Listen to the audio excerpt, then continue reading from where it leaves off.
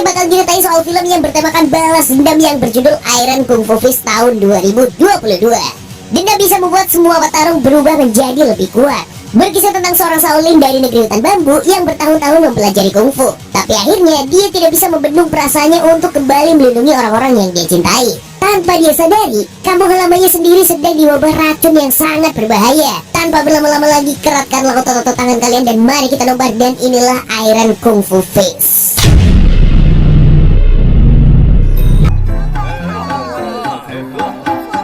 Di sebuah gedung yang sudah lama tidak terpakai, terlihat seorang anak yang dibully dan dianiaya semena-mena oleh bocah kaya dan beberapa pasukannya. Kemudian muncullah anak yang bernama Liang Kun yang melindungi anak yang sedang dibully. Liang Kun tidak bisa berbuat apa-apa, sampai akhirnya ia juga ikut dipukul dan juga dibully.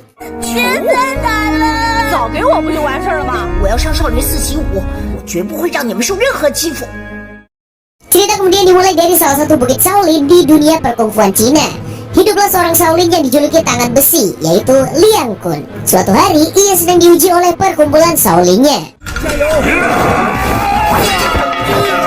Melihat kekuatannya yang hebat, salah satu kakak seperguruannya ingin menantangnya. Selain ingin mencari pujian dari guru besarnya yang sedang memperhatikan, cuttingnya juga ingin membuli Liang Kun. Tapi tiba-tiba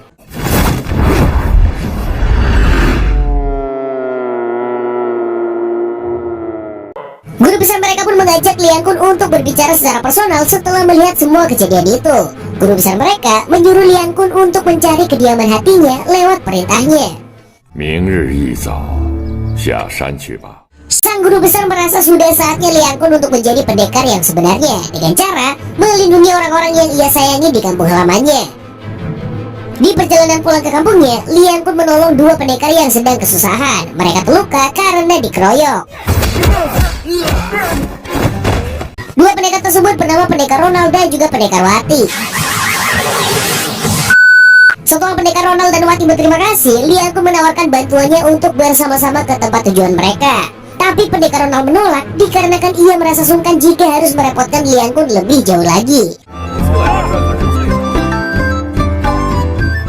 Di kampung halaman Liang Kun, ternyata bocah pembuli yang dulu sudah berevolusi menjadi Sultan Ugly yang sedang meresahkan penduduk kota. Ia masih saja mencari masalah dengan Basri, seorang wanita berparas cantik yang dulu dilindungi oleh Liang Kun semasa mereka kecil.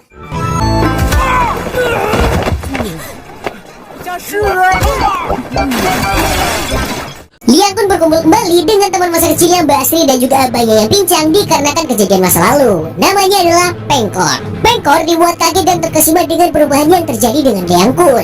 Ia sama sekali tidak percaya bahwa Liang Kun sudah pulang dari Bukit Shaolin tempat ia belajar kungfu. Ketika malam sudah tiba, pasukan dan penasihat Sultan Ugly datang ke rumah milik Basri. Dengan licik, mereka membanjiri rumahnya dengan bensin dan bersiap untuk dibakar. Untungnya mereka semua selamat dalam kebakaran itu. Penasihat dan Sultan Ugly melihat kehadiran Liang Kun dan memutuskan untuk melarikan diri. Liang Kun yang melihat tingkah mereka tidak tinggal diam. Di salah satu bila bambu, seorang pendekar yang mabuk tidur dengan tenang hingga ia mendengar suara kekacauan dari bawah tempat ia tidur. Ketika ia turun, ia dipintai tolong oleh penasihat Sultan Ugly untuk membantunya mengalahkan orang jahat. Dikarenakan ia tidak tahu menahu tentang situasi yang terjadi, ia terpaksa melindungi penasihat Sultan Ugly dan bertarung dengan Liang Kun.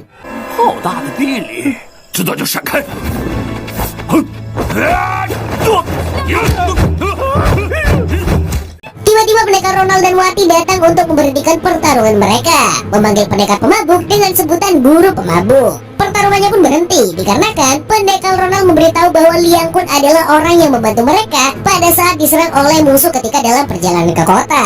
Pendekar pemabuk menjelaskan keadaan kota yang sebenarnya pada Liang Kun dan ia menjelaskan bahwa kota mereka sedang dilanda wabah racun suara yang bisa membuat para pendekar memberontak tidak jelas. Kemudian ia meminta Liang Kun untuk bersama-sama memberantas permasalahan itu. Akan tetapi, Liang Kun menolak dengan alasan ia hanya ingin hidup damai bersama kedua teman masa kecilnya.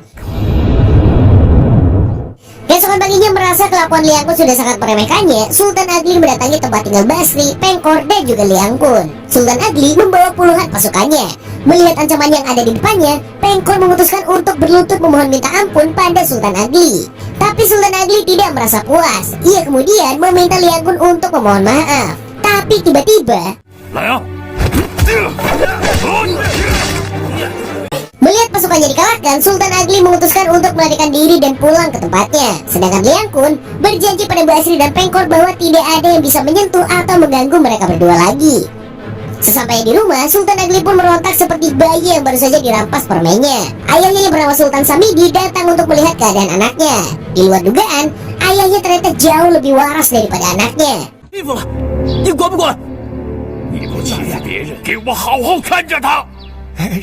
Tapi bukannya tobat setelah menerima ceramah sang ayah, Sultan Agli malah merencanakan hal yang lebih jahat untuk Liang Kun. Siang hari di tengah kota, Liang Kun sedang berjalan-jalan dengan Basri mengenang masa kecil mereka. Basri yang sebenarnya senang dengan aksesoris-aksesoris yang dijual di pasar, ia sangat ingin membeli satu jepit rambut yang ia suka, tapi tidak dibeli karena ia tidak punya uang. Padahal sudah diberi diskon oleh penjualnya. Liang Kun yang melihat itu menjadi terinspirasi untuk mendapatkan uang lebih agar dapat membelikan Basri apapun yang dia mau. Mereka berdua kemudian melihat pembagian bubur gratis oleh Sultan Samidi. Ternyata di balik anaknya yang brengsek dan meresahkan, Sultan Samidi adalah seorang ayah dan sultan yang baik hati. Ia suka membagikan bubur gratis pada rakyat-rakyat yang membutuhkan. Liang Kun yang takjub seketika menaruh simpati pada Sultan Samidi karena ia sangat dermawan. Setelah mereka jalan-jalan mengelilingi kota, Liang Kun makan bersama Mbak Sri. Tapi di satu sisi, ada kekacauan yang sedang terjadi. Seorang pendekar berbadan kekar mengamuk dan menghancurkan tempat makan tersebut. Di sana juga ada penasihat Sultan Agli yang ternyata sedang ikut makan. Liang Kun yang berjiwa superhero kemudian mengajak pendekar kekar itu gelut.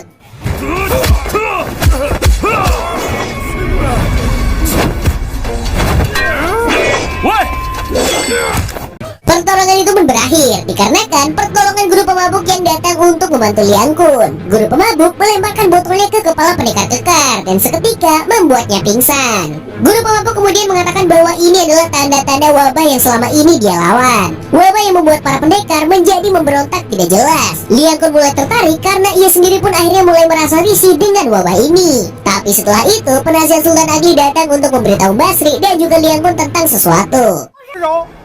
梁大侠好身手。一来呢，向您赔礼道歉；二来呢，他还诡计多端。就算是鸿门宴。 Malam pun tiba di suatu kapal di mana Liang Kun diundang untuk perjamuan makan malam bersama Sultan Agli. Banyak sekali makanan yang sudah disiapkan di dalam kapal mewah miliknya. Sultan Agli kemudian meminta maaf atas semua yang telah ia lakukan kepada Liang Kun. Tapi tiba-tiba Sultan Agli berdiri dan dia berkata,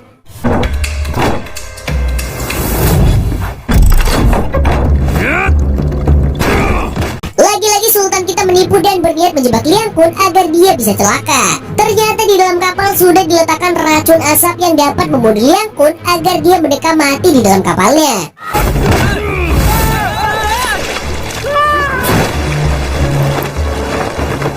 Mereka terkaget-kaget tidak menyangka bahwa Liang Kun bisa berjalan di air. Tidak siap untuk bertarung, Sultan Agli dan penasihatnya jatuh ke dalam air. Sultan Agli kembali meminta maaf kepada Liang Kun. Liang Kun yang melihat Sultan Agli sudah bertekuk lutut minta maaf, kemudian luluh dan memberikannya maaf. Akan tetapi, ayah Sultan Agli datang untuk menghentikan pertengkaran anaknya dan juga Liang Kun. Sultan Samedi pun meminta maaf dengan sebesar-besarnya kepada Liang Kun atas tindakan anaknya selama ini yang merugikan pihak Liang Kun. 附体小儿，给你赔罪了。 Di satu hari ketika Liang Kun bekerja dan berhasil mendapatkan uang untuk memberikan aksesoris yang disukai Basri, pendekar mabuk menghampirinya dan mengajak Liang Kun untuk berjalan menolongnya. Tapi alih-alih ingin menolong, Liang Kun mencurigai bahwa ada yang salah dengan teman pendekarnya itu. 苏灿，带我来这里。 Ternyata Liang Kun dijebak oleh dua pembunuh bayaran yang disewa oleh seseorang yang ingin dia mati. Tapi dengan mudah ia dapat mengalahkan dua pembunuh bayaran itu.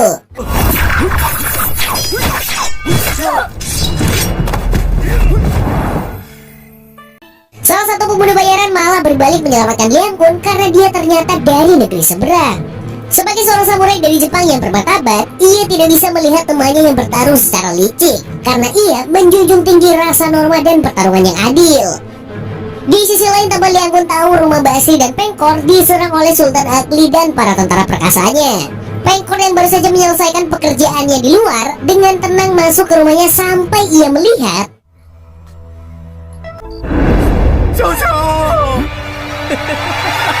Dengan kejam, Sultan Ugly memukul kepala Pengkor hingga berlumuran darah. Pengkor yang hanya memiliki satu kaki itu berusaha melawan dengan cara menggigit kaki Sultan Ugly, tapi terlambat dikarenakan ia tidak kuat menahan hantaman dari Sultan Ugly. Liang Kun yang baru saja sampai di rumah Basri kemudian mencari Basri dan Pengkor di sekeliling rumahnya. Ternyata yang ia dapati, 白灵哥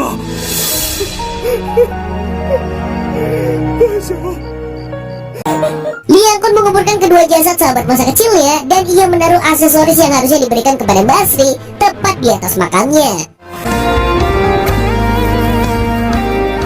Lalu berkabung sambil mengingat kebaikan dan kenangan yang mereka berikan padanya. Ia kemudian mengepalkan tangannya dan ingin membalaskan dendam kepada satu-satunya orang yang ia tahu bisa melakukan hal sekeji dan sememuakan ini. Tidak lain dan tidak bukan adalah Sultan Ugly. 胡大海，胡大海去哪儿了？他已经很多天没回来。胡大海，出来！ Karena tidak bisa menemukan persembunyian Sultan Ugly di mana-mana, Liang Kun mengamuk ke semua perguruan perkungfuan sampai akhirnya ia bertemu dengan pendekar pemabuk yang memberitahukannya bahwa Sultan Ugly sedang bersembunyi di tempat sekte berbahaya yang memulai wabah racun di kota mereka. 想知道胡大海在哪里吗？跟我来。 Liang Kun dan pendekar pemabuk berhasil memasuki persembunyian sekte racun yang meresahkan di kota mereka. Dan ternyata benar. Di sana kita dapat melihat Sultan Ugly sedang berbicara dengan pemimpin sekte yang sedang duduk di singgasana pemimpin serta memakai sebuah topeng. Liang Kun tidak bisa memendam amarah dan dendamnya. 是你， Setelah mengetahui identitas pemimpin sekte racun ternyata adalah orang yang ia kagumi, Liang Kun kemudian kembali bertarung dengan Sultan Samidi.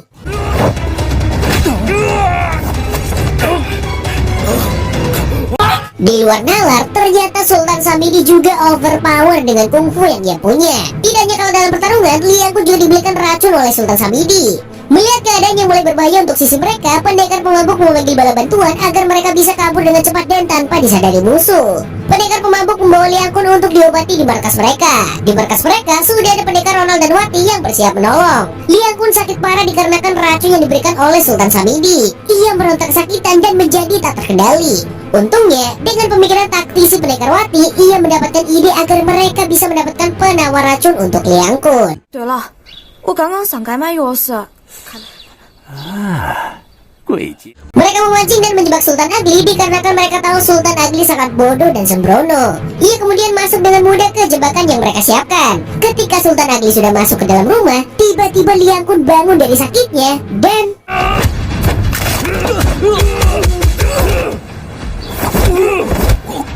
sayangnya tidak ada yang bisa mengendalikan amarah dan rontakan Liang Kun. Sampai akhirnya mereka tidak sengaja 那个银丝，走开，过来！ 感谢你给我的解药，我现在好多了。好多了。 Liang Kun berpikir lebih dalam tentang ilmu kungfunya yang ia punya, dibantu dengan pendekar Ronald dan Wati. Ia berlatih diiringi musik agar ia bisa menguasai apa yang menjadi kelemahan sekte pemimpin racun, yaitu musik. Liang Kun kemudian mempersiapkan dirinya untuk berperang melawan sekte racun sendirian. Dengan modal kekuatan baru yang ia punya, ia memutuskan untuk segera pergi. Sedangkan ketiga teman pendekarnya membantunya lewat penjagaan kota yang diperketat oleh mereka bertiga, agar ketika Liang Kun pergi berkelahi, tidak ada bala bantuan musuh yang akan datang membantu sekte racun.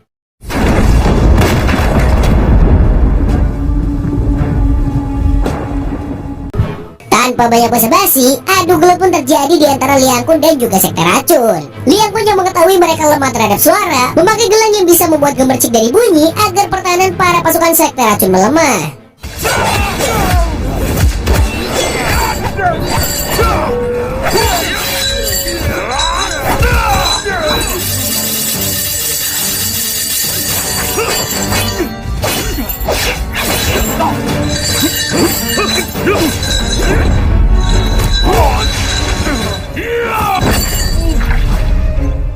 Akhirnya, Liang Kun berhasil mengalahkan pemimpin sekte racun dengan pukulan besinya yang perkasa, dan dia juga berhasil membalaskan dendam dari kematian teman masa kecilnya yang berharga.